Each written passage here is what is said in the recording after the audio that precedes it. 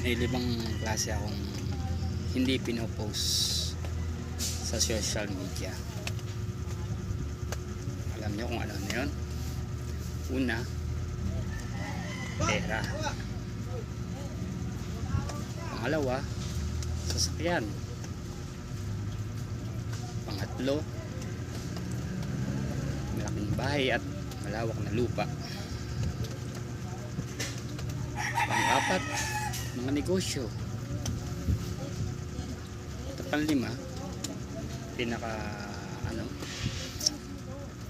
mga babae. Hindi porque hindi ko pinopost yan ay ibig sabihin yan ay humble ako or nag-mature na ako.